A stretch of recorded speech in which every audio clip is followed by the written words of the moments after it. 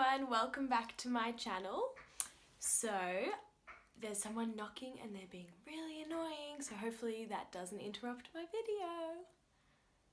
Okay, so I have just returned back from a 3-month trip with my boyfriend in America, and we went to California, Utah, Arizona, Nebraska, Wyoming, New York, Washington, Texas, Florida. Everywhere. And we did it all in an RV. So I thought for this video I could give you some top tips to have the best and ultimate RV trip in America. Okay, let's get started. It sounds really fun to have a really spontaneous trip and just do whatever, but unfortunately you have to plan some things. So the first thing I do is get a new phone plan. So I chose to go with T-Mobile. You could go with AT&T or whoever's cheaper really, and I paid $30 a month and I had 10 gig of data and I could use it all the time, wherever. And it was really important because there were so many places I had to call. The first thing you have to know is where to sleep. So there's a few places that allow you to sleep overnight. Some states actually let you sleep on the street, but it differs from state to state. And sometimes it's really hard to figure out what their laws actually are. So you can sleep at Walmart, and it advertises everywhere that every single Walmart is accepting and will let you sleep, but that is not the case. Some even have underground car parks and they are 7-foot clearance, and we had a 12-foot clearance, so we're obviously not going to fit. And so I had to call every single Walmart in advance to double check, because our first night we rock up, we're exhausted, and we didn't call in advance, and we go and ask them and they're like, no, you can't sleep here. So we had to drive another hour to find another one. So it's really important to check in advance. So call Walmart, ask them really nicely, can I please stay here? Being Australian, they won't understand your accent, and so it took me about 10 minutes every phone call, and they'll either give you a yes or a no answer. So when you get there, it's really cute. If they say yes, there's actually a little colony of RVs and you can all park together and sleep overnight.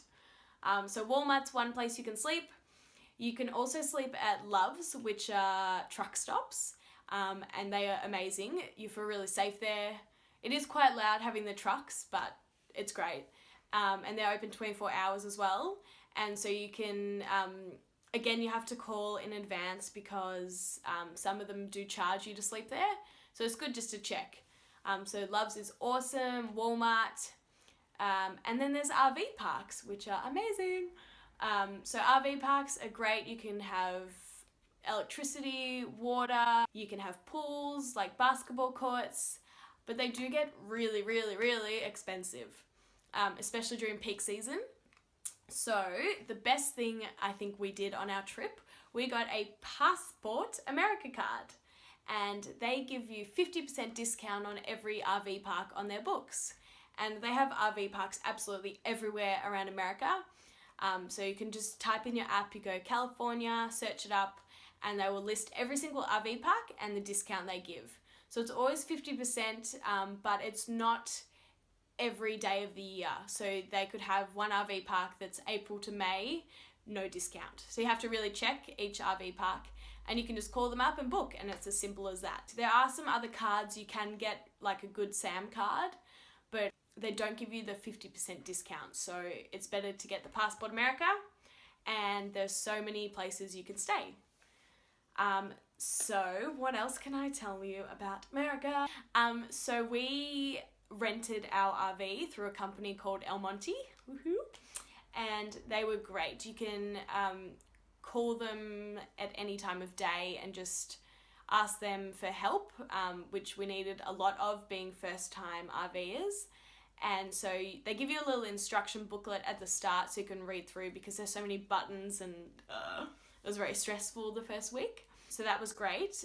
If we hadn't have rented, we would have bought one. But again, you don't have that constant support, which would have been a real struggle. And the RV would have been really old and probably would have broken down a lot of times, considering we did, I think, 11,000 miles of driving. Yeah. Okay, so one good thing to know when you do get your RV, If you're renting through a company, they do have a generator that you can use as well. But typically I think we used it for a total of an hour for 3 months. So you really don't need it. You can go on different options. You could pay per day or per hour of use. So we did per hour of use because we literally used it for an hour. So it only cost us $3 instead of $500. So that's a really important thing to know. And once you're in an RV park, you're plugged into power, electricity, you don't need to use it at all.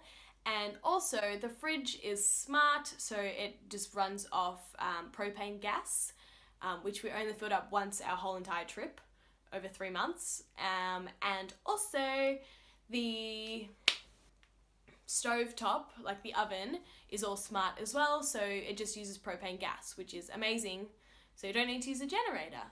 Also, if you're doing an RV adventure, be prepared to spend hundreds of dollars on petrol, gas, whatever you call it. We spent $4,500 I think on petrol for 3 months. But just add that cost to whatever you spend. RV life is amazing. I had the best 3 months of my life.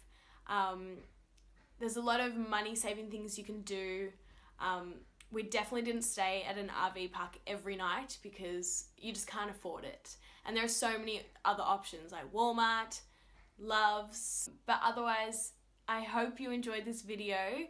I hope if you do choose to have an RV adventure, you have an amazing time. If you have any more questions, just leave it in the comments below and I'll get back to you. So hopefully you enjoyed the video. Please subscribe if you liked it, and I will see you next week. Oh, my nose is so itchy.